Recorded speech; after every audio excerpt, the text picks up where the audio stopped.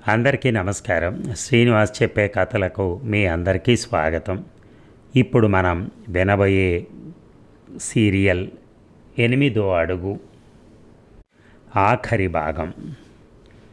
రచన అంగులూరి అంజనీదేవి గారు. మరి కథలోకి వెళ్దామా? స్నేహితకు ఉద్యోగం దొరికింది. అదేమిటంటే వివిధ కారణాల చేత పిల్లలు పుట్టే అవకాశం లేని దంపతులు అమ్మ కడుపును అద్దెకు తీసుకుని ఆ అద్దె కడుపు అమ్మాయిని ఒక మంచి గార్డియన్ దగ్గర ఉంచుతుంటారు. అలాంటి వాళ్లకు గార్డియన్గా ఉండటమే స్నేహిత ఉద్యోగం. మంచి జీతం ఇస్తున్నారు. ఎక్కువగా విదేశీయులే హైదరాబాద్ వచ్చి పిల్లల్ని పుట్టించుకుని తీసుకెళ్తూ ఉంటారు. అలా పిల్లల్ని కని ఇచ్చే తల్లుల్ని సర్రోగేట్ మదర్స్ అంటారు. స్నేహిత వాళ్ళకు తోడుగా ఉంటూ బిడ్డను వాళ్ళు కడుపులో మోసినన్ని రోజులు జాగ్రత్తగా చూసుకుంటూ వాళ్ళకి టైంకు తినేలా చూసుకుంటూ ఉంటారు. అంతేకాదు, మందులు, పోషకాహారం, మెడికల్ చెకప్లు ప్రసవ సమయం వరకు సరిగా అందుతున్నాయా లేదా అని చూసుకుంటారు. ఈ పని ఆమెకు చాలా తృప్తినిస్తోంది. అందుకే ఒకరోజు కాత్యాయనితో, బామ్మ, పిల్లలు కావాలనుకునే వాళ్ళు మానసికంగా ఎంత బాధపడతారో ఆ బాధ నాకు తెలుసు. అలాంటి వాళ్లకు నా సహకారం ఏమాత్రం అందినా సంతోషమే. అదీ కాక వాళ్ళు నాకు, నా బిడ్డకు షెల్టర్ ఇచ్చి పోషించి తగిన జీతం ఇస్తున్నారు. ఇంతకన్నా ఏం కావాలి చెప్పు? ఇదంతా నీ వల్లనే వచ్చిందంటూ కృతజ్ఞతలు చెప్పుకుంది స్నేహిత. చేతన స్నేహితకు ఏదో ఒక సమయంలో కాల్ చేసి మాట్లాడుతోంది. ఆదిత్య మాత్రం స్నేహితను ఒంటరితనంలో ఇరుక్కోకుండా చేయాలని దాశరథి రంగాచార్య రాసిన 4 వేదాలు, బాబా రామ్దేవ్ రాసిన యోగా ప్రాణాయామం బుక్స్, రవిశంకర్ రాసిన ఆర్ట్ ఆఫ్ లివింగ్ బుక్, ఇంకా భారతం, భాగవతం బుక్స్ని కొరియర్లో పంపి చదవమంటున్నాడు. ఖాళీ సమయంలో ఆమెకు ఆ పుస్తకాలను చదవటం గొప్ప ఊరటనిస్తోంది. ఇక కొద్దిసేపు కాత్యాయని బామ్మతో మాట్లాడొద్దామని ఓల్డేజ్ హోమ్కి వెళ్ళింది స్నేహిత. ఎదురుగా రామేశ్వరి కనిపించడంతో ఆమె దగ్గరికి వెళ్ళి కూర్చుంది. రామేశ్వరికి స్నేహిత అంటే పడకపోవటం వల్ల మొహం అదోలా పెట్టింది. కనీసం పలకరించలేదు. కొద్దిసేపు కూర్చుని విసుగు పుట్టి, రామేశ్వరి, బామ్మ, నన్ను పలకరించవా అంది స్నేహిత ఏమాత్రం మొహమాటం లేకుండా. రామేశ్వరి స్నేహిత వైపు వెక్కిరింపుగా చూసి, ఎలా పలకరించాలి? మహాభారత యుద్ధానికి ముందు పోరులో తమ పక్షాన ఉండమని కోరటానికి వచ్చిన దుర్యోధనుడు ఉద్దేశించి, బావా, ఎప్పుడొచ్చావు? నీ తమ్ముళ్ళు, పిల్లలు, చుట్టాలు, నిన్ను రాజుగా కొలిచే కర్ణుడు, మహారాజు ధృతరాష్ట్రుడు, మీ వంశక్షేమాన్ని కోరే భీష్మాచార్యుల వారు, మీ మంచి కోరే ద్రోణాది గురుదేవులు అందరూ క్షేమమేనా అని శ్రీకృష్ణుడు పలకరించినట్ట. అయినా నీకెవరున్నారు పలకరించడానికి?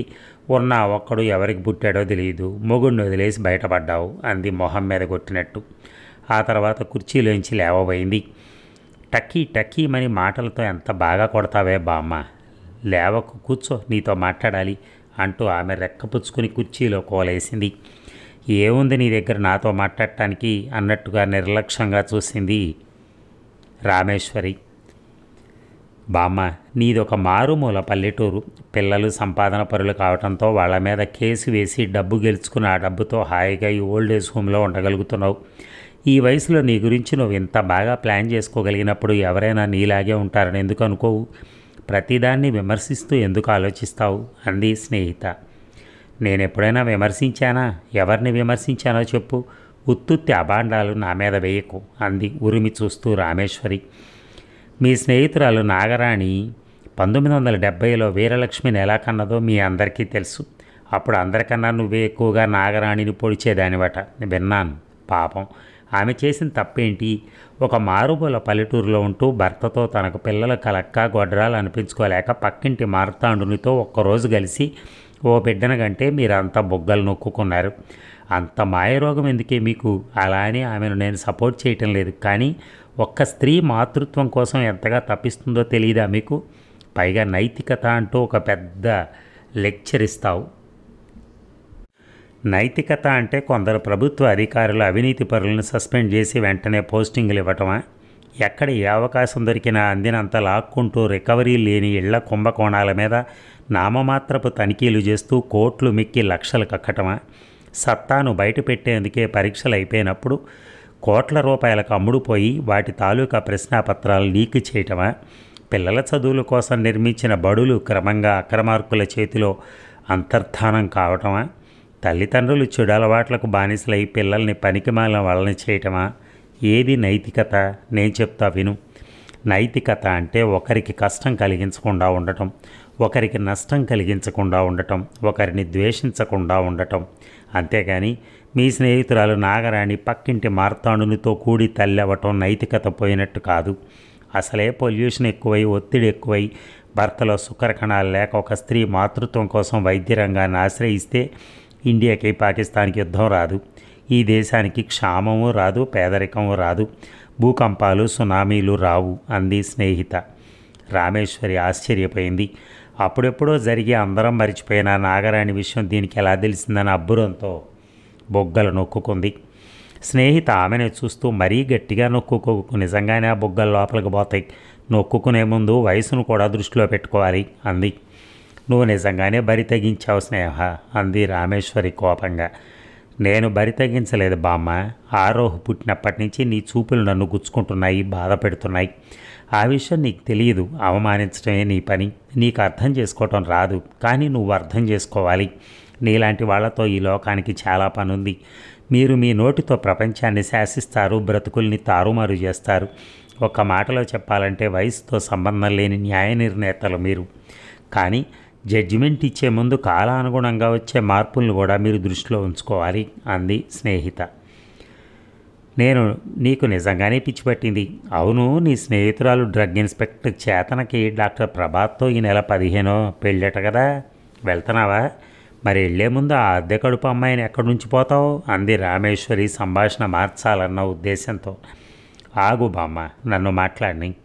ఆరోహు పుట్టకముందు నన్ను గొడ్రాలు అన్న వాళ్లలో నువ్వు మొదటి వ్యక్తివి, నాకు తెలుసు. కానీ పిల్లల కోసం నీ స్నేహితురాలు నాగరాణిలాగా ధైర్యం చేసి వేరే వ్యక్తితో శారీరక సంబంధం పెట్టుకోలేక కొంతకాలం ఆగాను. ఆ తర్వాత వైద్య రంగంలో కొత్త కొత్త వైద్య ప్రక్రియలు పుట్టుకొచ్చాయని తెలిసి దాన్ని నేను వాడుకుని ఆరోహుని కన్నాను. అది తప్పేలా అవుతుంది? చూడు బామ్మ, నువ్వు మీ కాలంలో ఉండి ఆలోచించి ఇప్పటి జీవితాన్ని వ్యాఖ్యానించకు. ఈ రోజుల్లో జీవిస్తున్నప్పుడు నీ ఆలోచనలు కూడా ఇప్పటివే కావాలి. కాలానుగుణంగా మార్పు చెంది పెళ్లికి ముందు స్త్రీ పురుషుల సహజీవనం కూడా తప్పు కాదని తీర్పునిచ్చింది సుప్రీంకోర్టు. నువ్వు దీన్ని ఒప్పుకుంటావా? ఒప్పుకోవు. కానీ జరిగేది జరక్క మాందవు. ఇప్పుడు నువ్వేమన్నావు? అద్దె కడుపు అమ్మాయి అని ఎద్దేవాగా అన్నావు. అది నేను గమనించాను అంది.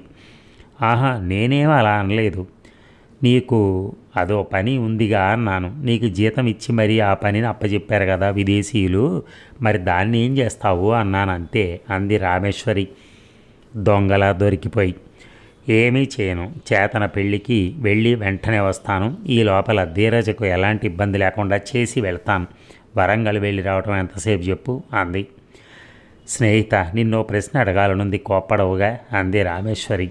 అడుగు బామ్మ, నిన్నేం కోప్పడను. కాకుంటే సాంప్రదాయకతకు కాస్త మోడర్న్ టచ్ ఇచ్చి చూడటం నేర్చుకో అంటున్నాను. ఏ బ్రాండ్ని క్రియేట్ చేస్తే ఎక్కువ లాభాలు వస్తాయని ఆలోచించడం ప్రతి వ్యాపారవేత్త ధర్మం. అలాగే ఎవరికి ఏది కావాలో దాని గురించే తాపత్రయపడటం మానవ నైజం. అలా కావలసిన దాన్ని పొందటానికి ఎవరి తాపత్రయమైనా. ఇప్పుడు ధీరజ్ చేస్తుంది కూడా అదే అంది స్నేహిత. ఆమె ఏమి జరగబోతుందో ముందే గ్రహించి, అడగబోతుందో గ్రహించి. కానీ ధీరజ మళ్ళీ పెళ్లి చేసుకుంటుందంటావా స్నేహిత అంది ఆరా తీస్తున్న దానిలాగా రామేశ్వరి. స్నేహిత నవ్వి, నీకెందుకే బామ్మ ఇలాంటివంటే ఇంత ఆసక్తి అంది.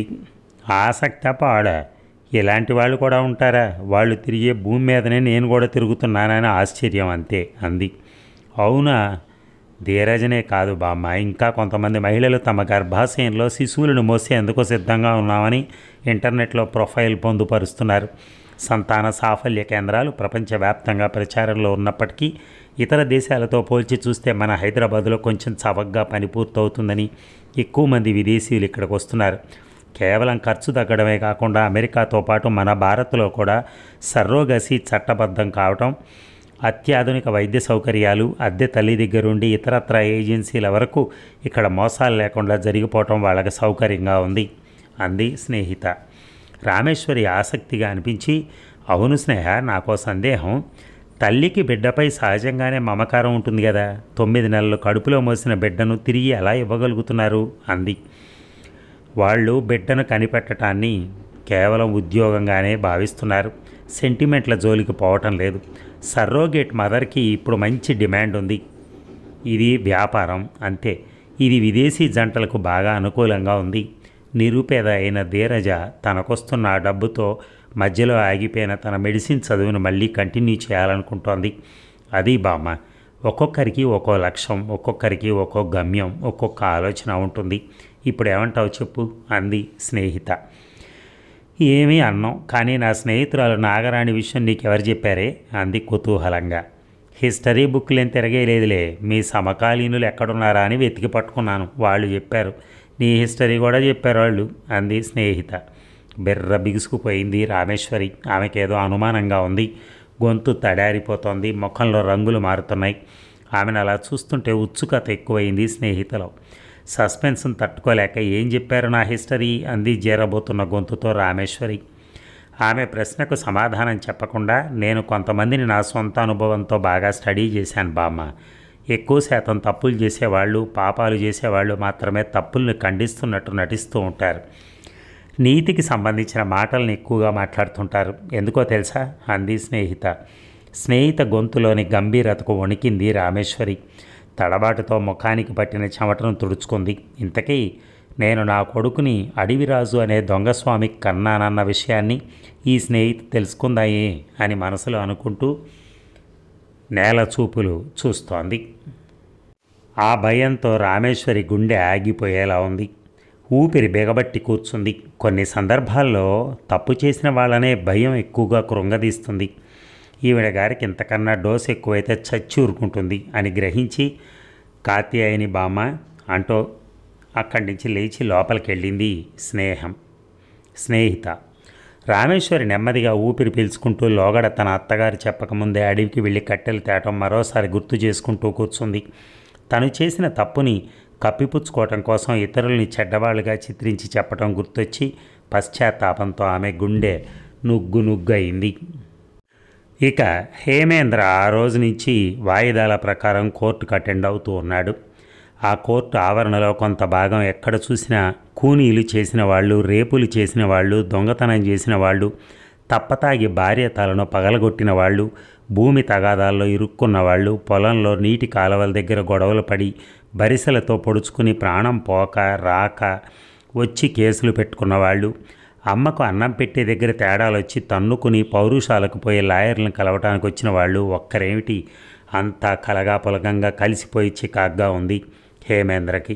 తన హోదాను మరిచిపోయి వాళ్ళ మధ్యన తిరగాలంటే సిగ్గుగా ఉంది. కానీ అక్కడ గొప్ప గొప్ప కంపెనీలు నడిపిస్తున్న వాళ్ళు కూడా కేసుల్లో ఇరుక్కుని వచ్చి తప్పదన్నట్టుగా ఎదురు చూస్తున్నారు. కానీ హేమేంద్రకు అలా ఉండాలంటే నామోషిగా ఉంది.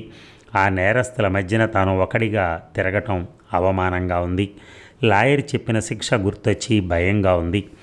ఏదో పనుండి అటువైపు వెళ్తున్న ధనుంజయరావు కోర్టు బయట చెట్టు కింద నిలబడున్న హేమేంద్రను చూసి కారు ఆపి దిగి నడుచుకుంటూ వచ్చి హేమేంద్రను కలిశాడు. కేసు బలంగా ఉందటగా హేమేంద్ర, జైలు శిక్ష తప్పదంటున్నారు, ఏం చేయాలనుకుంటున్నావు అన్నాడు. ధనుంజయరావు మాట్లాడలేదు. హేమేంద్ర, నువ్వు కష్టాలు పడలేదు కానీ కష్టపడి శక్తి వంచన లేకుండా శ్రమించావు, ధనార్జనలో ఆరితేరావు, అంచెలంచెలుగా ఎదిగావు. నిన్ను చూసి గర్వపడ్డ వాళ్లలో నేను మొదటివాడిని. కానీ ఇలా జరగకుండా జాగ్రత్త పడి ఉండాల్సింది హేమేంద్ర. ఇప్పుడు నువ్వు సంపాదించింది ఏకరకంగా నీకు ఉపయోగపడుతుంది చెప్పు. జైలు శిక్ష ఖరారైతే జైల్లో మగ్గాల్సిందేగా. ఓ పని చెయ్యి, నీకు చాలా డబ్బు ఉంది కదా, ఆ డబ్బంతా తీసుకుని నిన్ను నార్వేలోని హాల్టెన్ జైలుకు పంపుతారేమో అడుగు అన్నారాయన. ఉలిక్కిపడి ఎందుకు అన్నట్టుగా చూశాడు హేమేంద్ర. ఎందుకంటే ఆ జైలు అంత బాగుంటుందట. దాన్ని 75 ఎకరాల్లో సుమారు 7,000 కోట్లు ఖర్చు పెట్టి కట్టించారట. అందులో సౌండు స్టూడియో, జాగింగ్ ట్రైట్స్, వాలీబాల్ కోర్టు, వంటలు నేర్చుకోవడానికి కిచెన్, ల్యాబొరేటరీ, ఆధునిక పరికరాలతో హాస్పిటల్, ప్రతి సెల్లో ఎస్సిడి టీవీ,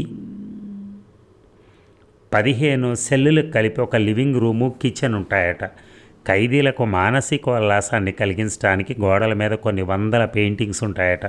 ఇంకా అధికారులు ఖైదీలతో కబుర్లు చెప్తారట, కలిసి భోజనం చేస్తారట. గస్తీ కాసేటప్పుడు ఏ అధికారి చేతిలోనూ ఆయుధం ఉండదట. శిక్షాకాలం ముగిసేలోపు ఖైదీలకు ఏదో ఒక వృత్తిలో తర్ఫీదిస్తారట. నేరాలను తగ్గించడానికి, నేరస్తులను శిక్షించకుండా నేర ప్రవృత్తిని తగ్గించి బాధ్యతలు తెలుసుకునేలా చేస్తారట. ఒక్క మాటలో చెప్పాలంటే అక్కడ నేరస్తుల్ని ఖైదీలుగా చూడరట, విద్యార్థుల్లా చూస్తారట. అక్కడ ఏమైనా వెళ్ళగలవేమో ట్రై చేయి హేమేంద్ర, ఎందుకంటే దేనికైనా ట్రైనింగ్ అవసరం. ముఖ్యంగా ఒక మనిషికి తల్లిదండ్రుల శిక్షణ సరిపోనప్పుడు అవకాశాలుంటే అలాంటి వాటిని ఆశ్రయించడంలో తప్పు లేదు అన్నాడు ధనుంజయరావు. హేమేంద్ర కాస్త తల వంచి, అంకుల్, నేనిప్పటికే బాధపడుతున్నాను, సిగ్గుపడుతున్నాను అన్నాడు. ఆయన గంభీరంగా చూస్తూ, నువ్వేం పడుతున్నావో నాకు తెలియదు హేమేంద్ర, కానీ మీ నాన్న నిన్న వృద్ధాప్య పింఛను కోసం వెళ్తే అక్కడ ఆఫీస్లో మీ నాన్న పేరు కొట్టేసి పింఛన్ ఇవ్వను అన్నారట. ఎందుకంటే దానికి కూడా ఒక కారణం ఉంది. మీ అమ్మా నాన్నలు పొలం పనులు చేయలేక పస్తులుంటూ ఉంటే ఆ ఊరి వాళ్ళు జాలిపడి వాళ్ళకెవరూ లేరని రికార్డులు రాయించి వృద్ధాప్య పింఛను వచ్చేలా చేశారట. ఈ మధ్యన ఎవరో స్ట్రిక్ట్ ఆఫీసర్ వచ్చి ఎంక్వైరీ చేయడంతో శేఖరయ్యకు హేమేంద్ర అనే పేరు గల కొడుకు బ్రతికి ఉన్నాడని తెలిసి అక్కడ మీ నాన్న పేరు తీసేసి పింఛన్ ఇవ్వం పొమ్మన్నారట అన్నాడు. ఆయన గొంతు బాధతో పూడుకుపోయింది. మళ్ళీ దాన్ని వెంటనే సర్దుకుని, ఇలా నువ్వే కాదులే హేమేంద్ర, తల్లిదండ్రులకు అన్నం పెట్టని కొడుకులు చాలామంది ఉన్నారు. వాళ్ళల్లో చాలా వరకు క్షణం తీరిక లేని కోటీశ్వరులు, పెద్ద పెద్ద కంపెనీలు నడుపుతున్న సమర్థులు, ఏదో ఒక విధంగా ఆర్థికంగా స్థిరపడిన వాళ్ళు ఉన్నారు. ఇంకా సిగ్గుపడాల్సిన విషయం ఏమిటంటే దేశ రక్షణ కోసం పనిచేసిన కొంతమంది సిపాయిలు, ఏదో ఒక అంశంపై రీసెర్చ్ చేసిన కొంతమంది సైంటిస్టులు, హార్ట్ సర్జరీలు అవలీలగా చేస్తున్న కొంతమంది డాక్టర్లు, కొందరు టీచర్లు, బ్యాంక్ ఎంప్లాయీలు, ఇంకా తాగుడికి జోదాలకు బానిసలైన పనికి మాలిన కొడుకులు ఉన్నారు. వీళ్లలో కొంతమందికి డబ్బు కొరత, కొంతమందికి నీటి కొరత, కొంతమందికి కొత్తగా వచ్చిన కోడళ్లతో మనవళ్లతో ఉంటున్న ఇల్లు ఇరుకవటం సమస్య. అంటే కుటుంబ సభ్యులందరికీ సరిపోయే ఆహార ధాన్యాలు, నీరు, ఇల్లు ఒక్క తల్లిదండ్రులకే ఎందుకు కొరత అవుతుందో ఆలోచించేవాళ్ళు లేరు, అరికట్టేవాళ్ళు లేరు అంటూ ఆగాడు. హేమేంద్ర మొహంలో నెత్తురు చుక్కలేనట్టుగా పాలిపోయింది. అంతేకాదు హేమేంద్ర, తాము ఎంచుకున్న రంగాల్లో సామర్థ్యాన్ని పెంచుకుంటూ దూసుకుపోతున్న కొందరు కొడుకులు భార్యల మాటలు విని తల్లిదండ్రుల మొహం మీద దిండుతో నొక్కి చంపి సహజ మరణం అని చెప్పుకుంటున్నారు. పుణ్యక్షేత్రాలు చూపిస్తామని తీసుకెళ్లి రోడ్డు మీద వదిలేసి వస్తున్నారు. ఆస్తుల కోసం అనుబంధాలను చెరిపేస్తున్నారు. వయసు ఉడిగిన తల్లిదండ్రుల తలరాతల్ని మొహమాటం లేకుండా మళ్ళీ తిరగరాస్తున్నారు. ఇప్పటి కొడుకులు కొందరిలో పెద్దవాళ్లపై కనికరం లేదు, బాధ్యత లేదు, కనీసం జీవన భృతి ఇవ్వాలన్న ఇంగిత జ్ఞానం కూడా లేదు. ఇది ఇలా జరుగుతుందని తమ కడుపున దుర్మార్గులైన కొడుకులు పుడతారని ఆ కొడుకుల్ని కనే ముందు ఏ తల్లిదండ్రులు ఊహించరు. పైగా ఆ కొడుకుల్ని పెంచి పెద్దవాళ్ళని చేయటం కోసం పిల్లల పెంపకంపై వస్తున్న రకరకాల పుస్తకాలను కొని చదువుతారు. అధునాతన పద్ధతిలో పోటీ పడి మరీ పెంచుతారు. తమ కొడుకులు పెరిగి పెద్ద అద్భుతాలను సృష్టించాలనుకుంటారు. ఆ కొడుకులు తమ కలల్ని సాకారం చేసుకుని అత్యంత వేగంతో దూసుకుపోతూ ఉంటే వృద్ధులైన తల్లిదండ్రులు నీడ కోసం న్యాయస్థానాల చుట్టూ తిరిగి పోరాడి విచారణ తుది దశకు చేరుకోకముందే కోర్టు ప్రాంగణాల్లోనే చనిపోతున్నారు. ఇంకా కొంతమంది గుడిమెట్ల దగ్గర అడుక్కుంటూ బ్రతుకుతున్నారు. అది సరే, అది వదిలి నీకు శిక్ష పడకుండా వేరే మార్గాలు ఏమైనా ఉన్నాయేమో చూడలేకపోయావా? ఎందుకంటే నీకు డబ్బు పుష్కలంగా ఉంది కాబట్టి శిక్ష పడకుండా బయటపడే ఛాన్సెస్ ఎక్కువగా ఉంటాయి. ప్రయత్నించు అంటూ ధనుంజయరావు కారెక్కి వెళ్ళిపోయాడు. అక్కడే కుప్పకూలిపోయాడు హేమేంద్ర. తల్లిదండ్రుల పట్ల తను చూపిన నిర్లక్ష్యమే తనకు శాపమై తనను శిక్షిస్తున్నట్టుగా వెలవెల్లాడాడు. నిజానికి తను రాత్రి పగలు మైండ్తో వర్క్ చేసి డబ్బు సంపాదించాడు. తల్లికి తండ్రికి తిండి పెట్టలేని ఆ సంపాదనను చూసి ఇప్పుడు ఎవరు హర్షించాలి, ఎవరు మురిసిపోవాలి, ఎవరు మెచ్చుకోవాలి? నువ్వు చాలా డబ్బు సంపాదించావు నాన్న అని పెద్దయ్యాక తన కొడుకు తనను మెచ్చుకుంటాడా?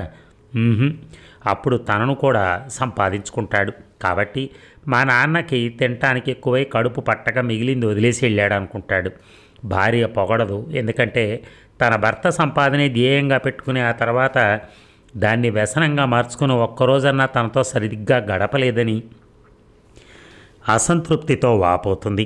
అంతేకాదు, ఇంత సంపదను పోగేసి ఈరోజు తను జైలుకు వెళ్లాల్సి వస్తుంటే తనకు తోడుగా తన రక్తం పంచుకుని పుట్టిన కొడుకు రాడు. తనలో అర్ధభాగంగా భావించిన భార్య రాదు. తల్లిదండ్రులు మాత్రం విషయం తెలిస్తే తప్పకుండా కడుపు తీపిని గుర్తు చేసుకుంటూ కడుపు తరుక్కుపోయేలా, నరాలు చిట్లిపోయేలా ఏడుస్తారు. దేన్ని ఆశించని నిజమైన ఏడుపది. అలాంటి తల్లిదండ్రుల్ని అనాథల్ని చేసి తను సాధించింది ఏమిటి? ఇంతకాలం తను ఎవరి కోసం సంపాదించినట్టు, ఎవరిని ఉద్ధరించడానికి సంపాదించినట్టు? పేద ప్రజలనా, పేద విద్యార్థులనా, అనాథలనా, అనాథ వృద్ధులనా, అన్నార్తులనా? కాదే. మరి తన భార్య కొడుకు ఎంతకాలం తింటే తను సంపాదించిన డబ్బు తరుగుతుంది? వాళ్ళు ఏమైనా 100 సంవత్సరాలు బ్రతుకుతారా తను సంపాదించింది మొత్తం తింటూ కూర్చోటానికి? ఇలా ఎవరికీ చెందని అందని ఈ సంపదను తనేం చేసుకోవాలి? పైగా జైలు శిక్ష తప్పదంటున్నారు. హేమేంద్రకు వెంటనే ఈ ప్రపంచ పారిశ్రామిక సామ్రాజ్యాలని, ప్రపంచ కుబేరుల్ని శాసిస్తున్న ముఖేష్ అంబానీ ఒకరోజు తన భార్యతో సంపాదించడం ముఖ్యం కాదు, సంపాదించింది ఎలా ఖర్చు పెట్టాలన్నది ముఖ్యం అని అన్నాడని ఎవరో చెప్పగా విన్న మాటలు గుర్తొచ్చాయి. అలా చెప్పటమే కాదు, నిజంగానే ముఖేష్ అంబానీ తన తండ్రి పేరు మీద ముంబైలో కొన్ని 100 కోట్లతో ధీరూభాయ్ అంబానీ మెమోరియల్ హాస్పిటల్ కట్టిస్తున్నాడు. దాని ప్రయోజనం ఏమిటంటే ముంబైలోని పేద ప్రజలందరికీ ఉచితంగా వైద్య సేవ చేయటం. అలాగే అతని తమ్ముడు అనిల్ అంబానీ ఇప్పటికే ముంబైలో 600 కోట్ల ఖర్చుతో వాళ్ళ అమ్మా నాన్నల పేరుతో హాస్పిటల్ కట్టించాడు. మన పారిశ్రామికవేత్తల్లో ఒకడైన శివ్ నాడార్ అనే వ్యక్తి 580 కోట్లను సామాజిక సేవకు దానం చేసి మహాదాతలుగా గుర్తింపు పొందిన బిల్ గేట్స్, వారెన్ బఫెట్ సరసన చేరాడు. అతి చిన్న హీరో అయిన మురళీమోహన్ రియల్ ఎస్టేట్ బిజినెస్లో డబ్బు సంపాదించి 100 కోట్లు బ్యాంకులో వేసి దాని మీద వచ్చే వడ్డీతో పేద పిల్లల్ని చదివిస్తున్నాడు. టాటాస్ ఎన్నో పరిశోధనా సంస్థలని, విద్యా సంస్థలని నిర్మించారు. ఎందరో పేద విద్యార్థులకు స్కాలర్షిప్లు ఇస్తున్నారు. బిర్లాస్ గుళ్ళు గోపురాలు కట్టించారు. దీన్ని బట్టి ఆలోచిస్తే సంపాదించేది కేవలం భార్యాపిల్లల కోసమే కాదు, కష్టాల్లో ఉన్న ప్రజల కోసం, ప్రకృతిని కాపాడే భగవంతుని కోసం. భగవంతునికి కృతజ్ఞతలు చెప్పుకునే సందర్భాలు అనేకం వస్తాయి. కాబట్టి శిథిలమైన గుడులను పునరుద్ధరించాలి, భావి తరాల కోసం ఖర్చు పెట్టాలి. లేనప్పుడు మనిషికి విలువ లేదు, ఆ మనిషి సంపాదనకి విలువ లేదు. కష్టపడి డబ్బు సంపాదించడం ఎంత ముఖ్యమో ఆ డబ్బు విలువ తెలుసుకోవటం కూడా అంతే ముఖ్యం. అందుకే కొంతమంది ప్రజల కోసం, కొంతమంది దేవుని కోసం ఖర్చు చేస్తూ ఉంటారు. సంపాదించే అవకాశం అందరికీ దొరకదు. మనిషి చేతిలో డబ్బు ఉండాలి కానీ డబ్బు చేతిలో మనిషి ఉండకూడదు. అందుకే ప్రపంచ ధనవంతులకు సంపాదించడం తెలుసు, దానం చేయటం తెలుసు. వాళ్ళలో ఉండే మానవత్వమే వాళ్ళని కాపాడుతోంది. మరి తనలో, హేమేంద్రలో మొదలైన ఈ ప్రశ్న అతని స్థిమితంగా ఉండనివ్వలేదు. తనకు కూడా ఏదో చెయ్యాలనిపిస్తోంది.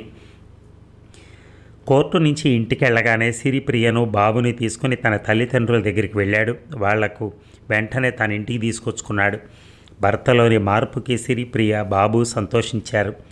తప్పులు సరిదిద్దుకోవటానికి జీవితం మిగిలి లేనప్పుడు ఆ తప్పు తెలుసుకుని ప్రయోజనం లేదు. కానీ తన భర్తకు తనను తాను సరిదిద్దుకోవటానికి బోలెడంత జీవితం మిగిలి ఉంది అని మనస్సులో అనుకుంటూ, భర్తలోని అంతర్మదనాన్ని అర్థం చేసుకుంటూ అతను చేయబోయే మంచి పనుల్ని ప్రోత్సహించాలి అనుకుంది సిరిప్రియ.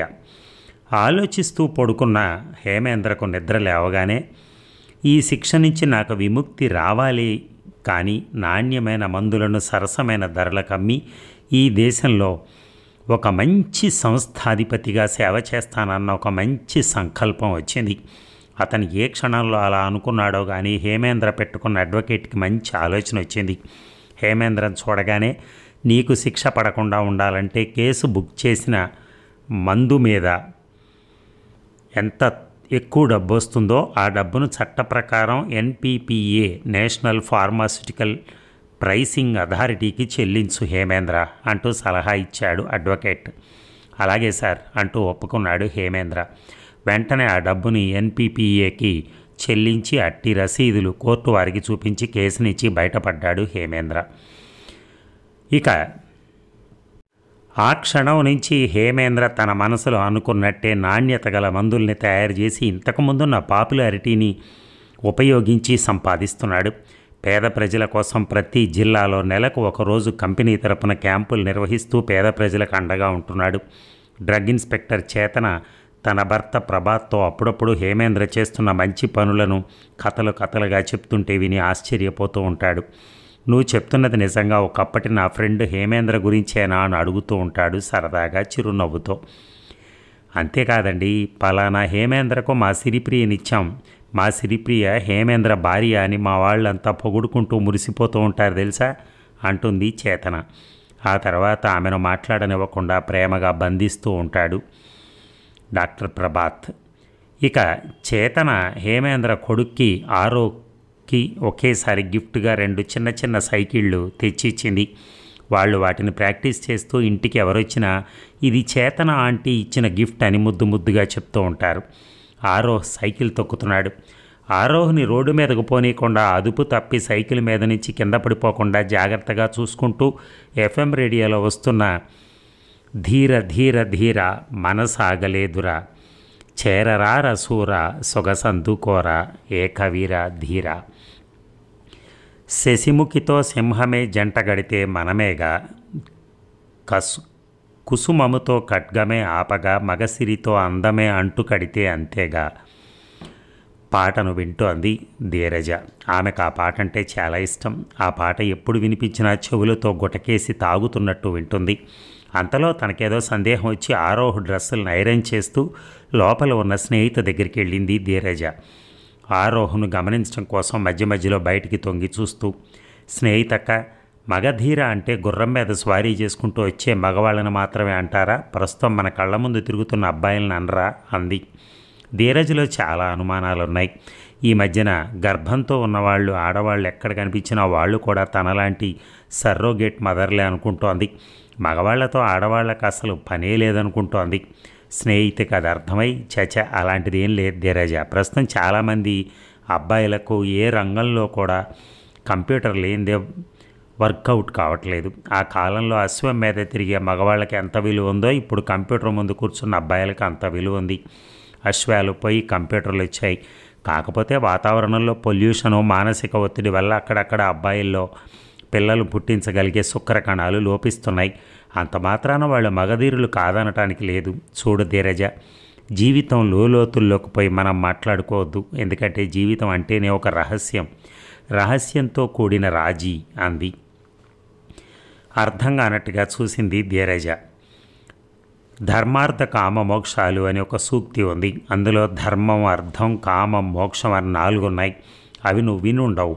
చాలామంది మగవాళ్ళు భార్యలకి సౌకర్యవంతమైన జీవితం ఇవ్వాలని మంచి ఇల్లు, నగలు, చీరలు, కారు ఇలాంటి వాటి కోసం రాత్రి పగలు శ్రమిస్తారు.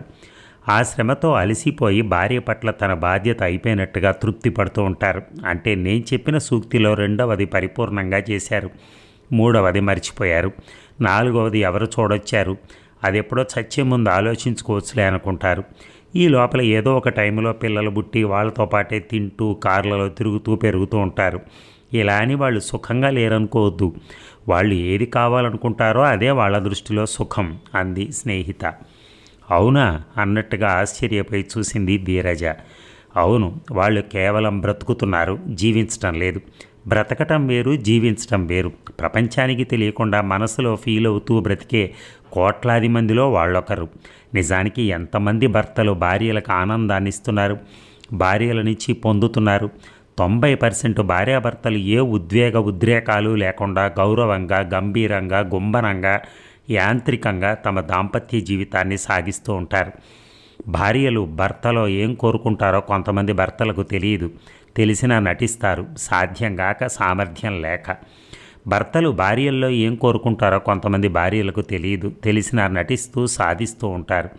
ఒకరి కోరికలను ఒకరు పట్టించుకోరు, ఒకరి అభిరుచులను ఒకరు గౌరవించుకోరు. ఏ శిక్షణ లేకుండా అతి సహజంగా, అతి మధురంగా జరగవలసిన ఈ సృష్టి క్రియను నిర్లక్ష్యం చేసుకుంటూ ఒకరినొకరు అవమానించుకుంటూ ఆ తర్వాత ఇతరుల ద్వారా అవమానాలు పొందుతూ ఉంటారు అంది స్నేహిత. ఈసారి మరింత విభ్రమతో చూసింది ధీరజ.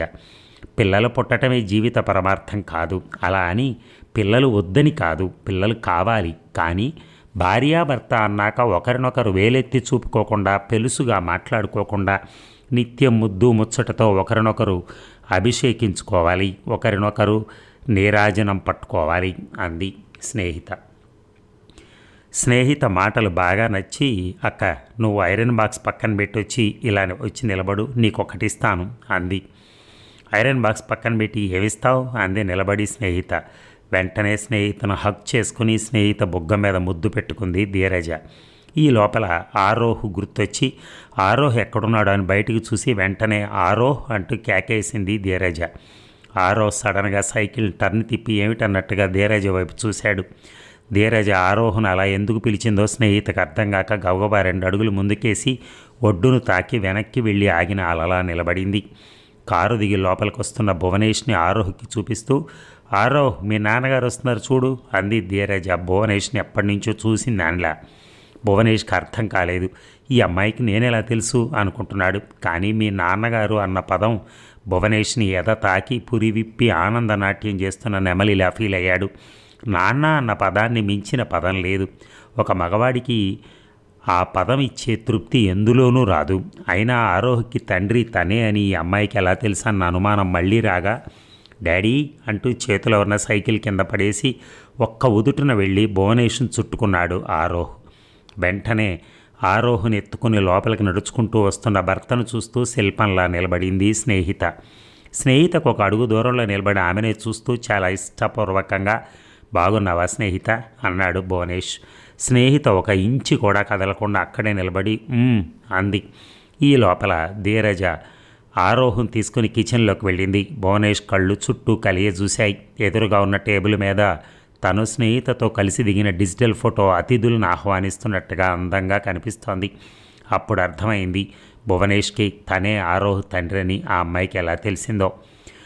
నిన్ను బాబును మన ఇంటికి తీసుకెళ్దామని వచ్చాను స్నేహ అన్నాడు సోఫాలో కూర్చుంటూ భువనేష్. కోపంగా చూస్తూ, ఎందుకు DNA టెస్ట్ చేయించడానికే అందు స్నేహ. కాదు, ఆరోహ్ని నా బిడ్డగా భావిస్తున్నాను. దానికి ఎలాంటి టెస్టులు అవసరం లేదు. వాడు నా బిడ్డే.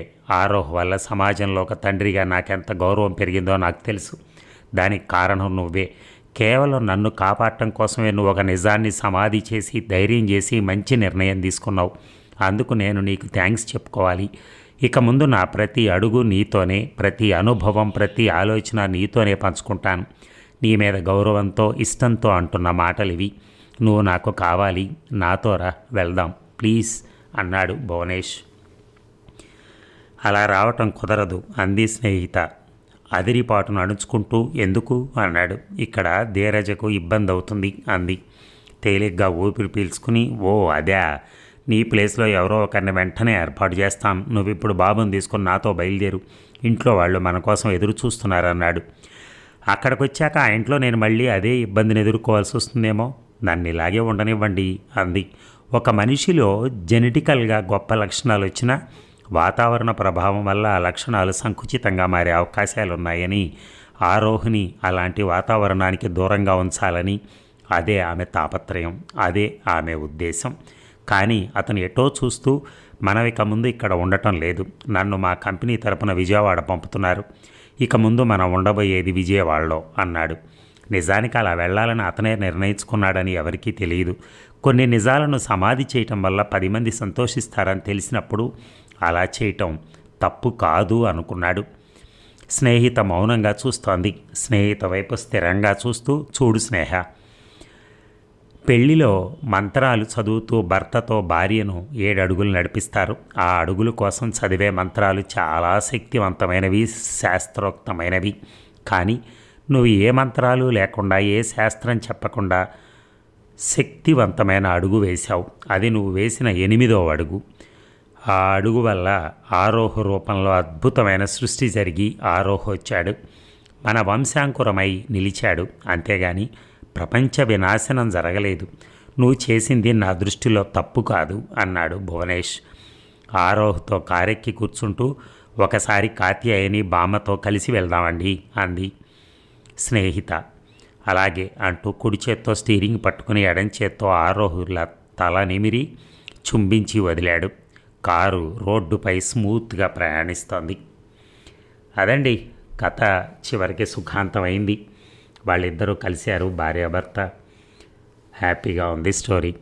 Thank you very much. మరి ఈ సీరియల్ ఇంతటితో సమాప్తం.